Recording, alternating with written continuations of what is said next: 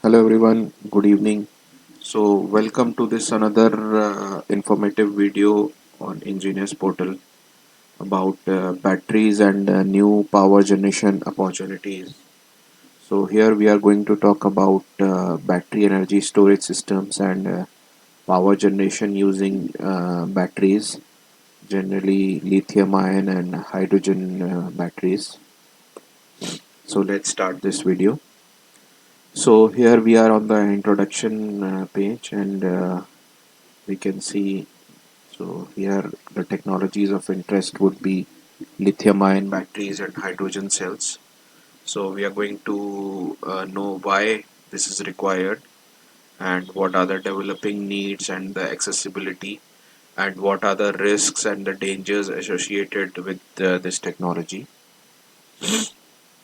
So here we can see our four main classifications are there for energy generation. If you see in the chemical sector, we have the hydrogen, the ammonia, the drop-in fuels, the methanol, then the synthetic natural gas. So, out of this, what we are going to talk here about, we have encircled. So, we are going to talk about the hydrogen, and in the electrochemical sector, we are going to touch upon lead acid and lithium ion. So, let's start. So this is a very interesting graph where you can see that up to 2020, the energy generation market share was mainly by oil. Basically, the crude oil production for and the fossil fuel was mainly being used for power generation.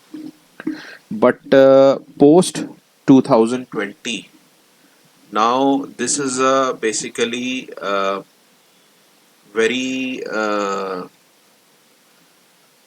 good indicator that how the share of crude oil will be taken by battery cells, hydrogen cells, and then the biomass and the natural gas. So if you see by 2050, we can see around 30 to 40% of the world over transport sector energy generation will be taken up by battery cells.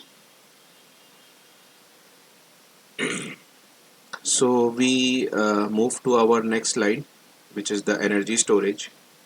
So let us understand why this is required. So there was recently a Paris climate change agreement wherein all the big leaders of the world came together and they have decided to give a push to the renewable energy sector, reducing their dependence on the fossil fuels, and also that technology will become more reliable by reducing the power outages in the system. So reliability will increase, and because the reliability and accessibility will also increase because of the data center backups, backup supply to the medical and the military, the cars, the transport, the commercials, and there'll be new business models coming up where people will be generating power and selling to the grid on peer-to-peer platform. So in India, this concept has already been started, where private players are entering into solar, wind, battery systems, and they are generating powers on grid level, and then they are selling this onto the grid.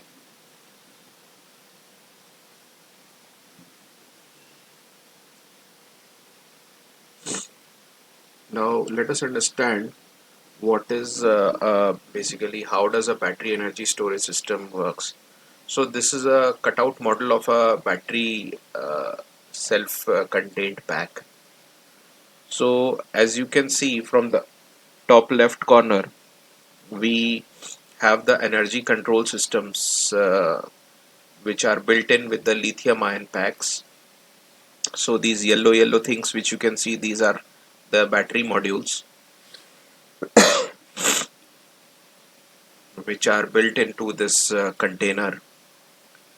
And then we can see on the top of it are HVACs. So basically the lithium ion batteries or any other batteries, when they generate power, so basically it is a chemical process which exhales a lot of heat, and there is a very huge risk of fire being developed in this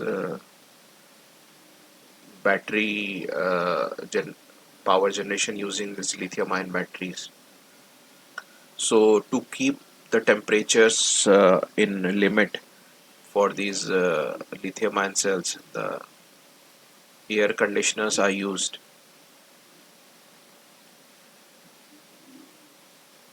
Then we have on the downside, we have the DC disconnect switch. So this is part of an automation which allows system to be disconnected remotely when it is to be needed for disconnection. So this is also a safety feature where we can disconnect this part.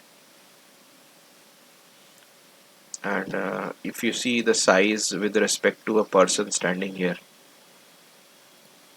so if you see here, this is around 10 feet height, and this is 53 feet self-contained container. So many such containers are combined to form a grid level battery energy storage system.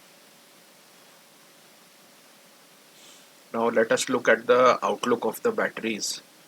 Uh, so if you see, this is a very interesting statistics on the left side. This is a electric vehicle sales chart, and which country has augmented how much EV sales in which year. So if you see 2018, it was almost nothing, and only I think China was there, and then came the this is a projection of 2025, where again you can see China is there, but some of the countries are gaining up. So Europe has gained up, then we have India, the US, and other countries. So if you see a projection of up to 2030, so many of the countries would have gone into electric vehicles. So the energy demand will increase with the upcoming years. So this shows how much energy demand is going to come globally, and market leader being China in the projections. Now on this graph we see the global energy demand up to 2050. This is also a projection of 2050 where we can see that the fossil fuel demand is ever increasing after 2020, and the non-fossil based, basically, which is the green energy, is increasing. So this is a very good indicator that we are not will not be dependent on fossil fuels. Now on the right side we have some of the major players of battery storage systems who will be uh, going into the grid level power generation and storage.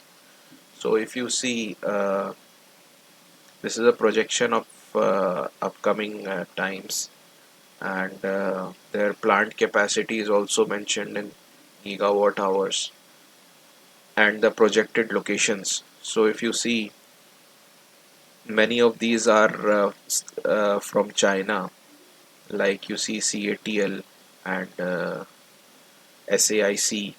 Then we have BYD, and Total is there, Tesla is there.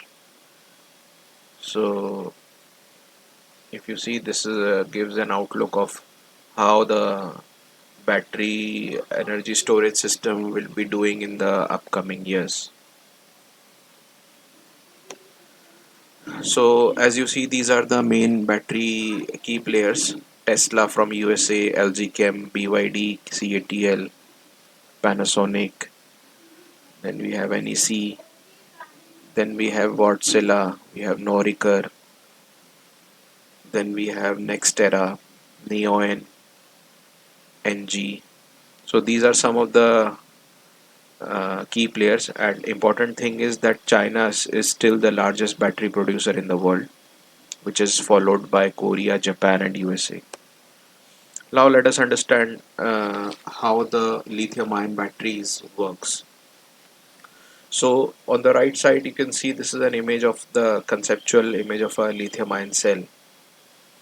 So it is made of an anode and there is a cathode and we have the electrolytes with a separator in between. So what actually happens is that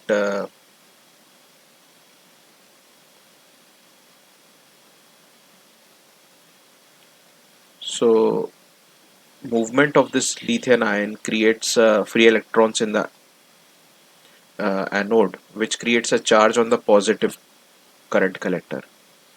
So this electrolyte carries the positively charged lithium ions from the anode to the cathode and vice versa through the separators. So these cathodes and anodes become oppositely charged, and when the load is connected through them, so a current is passed through this circuit, and we can see electricity flowing, the DC power flowing through the load. So this is the principle of an operation of a lithium ion cell. Now we come to our next segment, which is the hydrogen cells. So let us understand how they work. So it is a similar concept. Only thing is that here our anode and cathode have changed, and our electrolyte has also changed. So what happens is that the hydrogen atoms enter at the anode level, right? And what happens? The atoms are stripped of their electrons in the anode. So what happens then? The positively charged protons pass through this membrane. There is a membrane here to the charged cathode, and which are forced through a circuit which is generating electricity. So this is the circuit. Then after passing through this circuit, the electrons combine with the protons and oxygen from the air to generate the fuel cells byproducts, which is the water and the heat. So again we can see that the heat is being produced. So this entire thing is called as a fuel cell. So what we learn about fuel cells is that it is a clean, efficient, and reliable source of power. And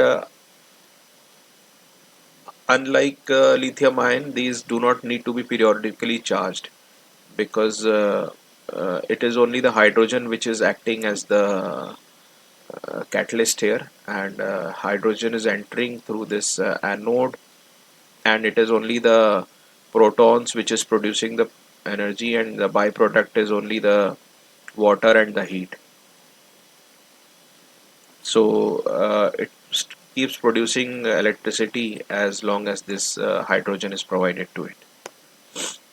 Now there is a very interesting comparison of a hydrogen cell and a lithium ion cell on a car, which was tested, and it was seen that the range was around 620 miles for a recharge time of 44 minutes, and emission was none from the car.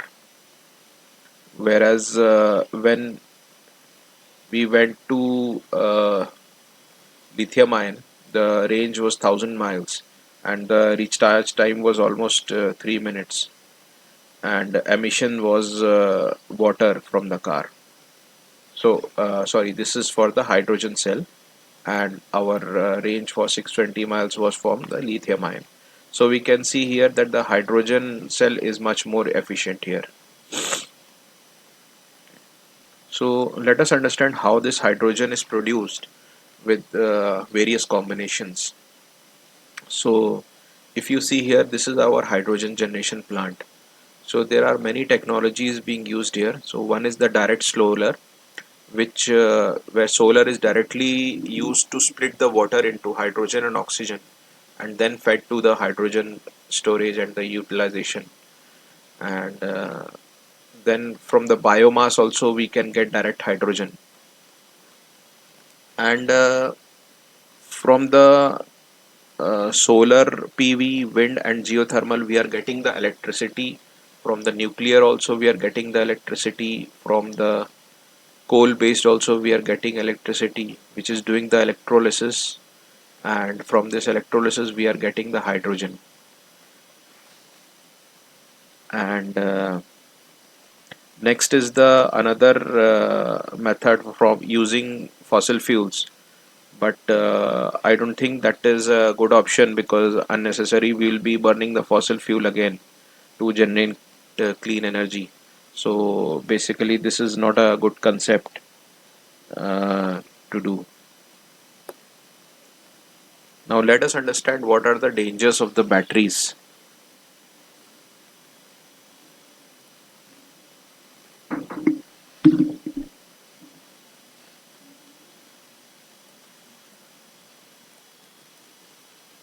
Okay, so we understand that there are some dangers associated with the battery technology, like lithium ion fires, and then we have the toxic gas leakages, then we have the toxic chemicals and the acids coming out from the batteries because it is a chemical reaction.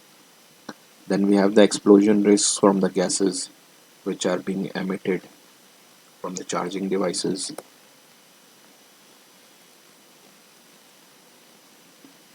So batteries can easily catch fires. So what happens is that there can be a short circuit inside the battery, and electrolyte gases are then released, which are around 80 to 150 degrees Celsius, due to which the battery separator breaks down, and this ultimately causes a thermal runaway. Temperature shorts up and the fire can easily start inside that. So there have been many such incidences, even in small components like laptop batteries and this handheld equipment batteries. And there was a very famous fire of lithium ion storage facility in Arizona, USA, in April 2019. So the lithium ion storage facility got burnt down. And similarly, this was an there was a in a solar park in South Korea in August 2019. The battery lithium ion battery storage system got fire. So this is a description of what happened in the Arizona. So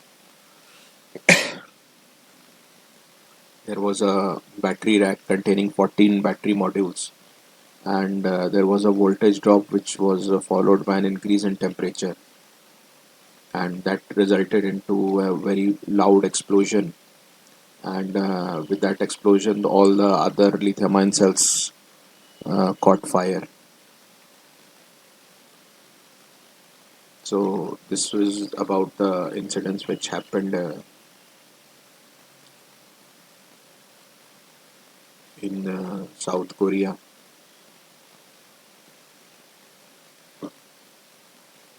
Now this we come to what actually are the byproducts of the batteries. So there are some of the components which are very low in quantity. If you see, all these are the battery byproducts, sorry. And out of this, major is carbon uh, dioxide and carbon monoxide and the hydrogen fluoride.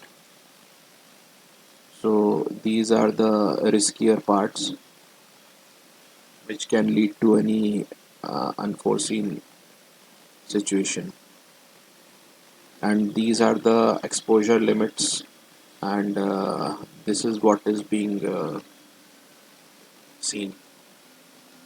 These are the workplace exposure limits according to EH40. So what are the dangers associated with the battery byproducts? Let us understand.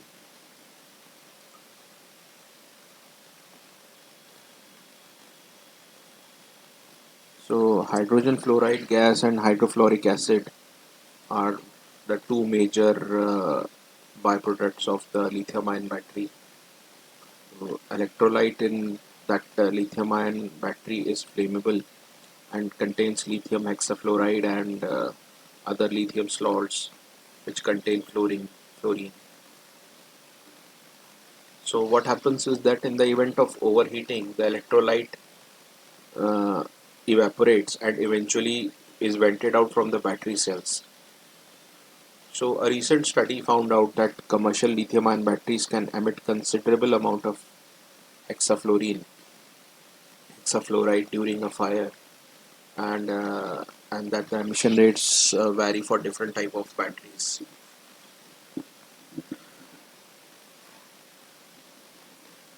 And it is very harmful to the human skin, and it can affect deep skin tissues and even bone and the blood.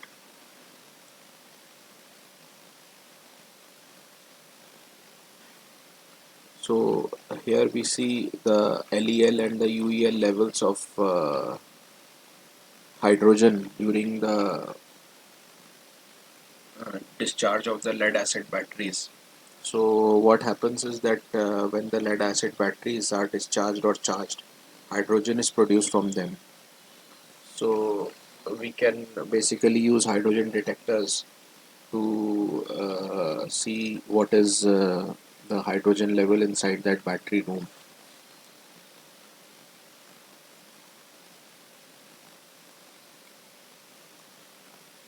So here is an example that where lead acid batteries were used to start the turbine. So batteries were stored in 25 square meter rooms, and when hydrogen was emitted, that needed to be monitored. So a lot of sensors were put in those rooms to detect the serious levels of hydrogen. This was a similar experiment with hexafluoride and carbon monoxide, and leakage were detected using for HF detectors. Then again, a battery development center was doing this experiment, were detecting HF and carbon monoxide using these detectors. So guys, this was all about the battery system. So if you want to learn more technology and more insight about this, you can also refer to this IEC standard 62133, and also we will be coming up on a new slide on battery disposal and recycling and how it is done and what should be the precautions. So that was all from today's video from Engineers Portal. Thank you. Bye.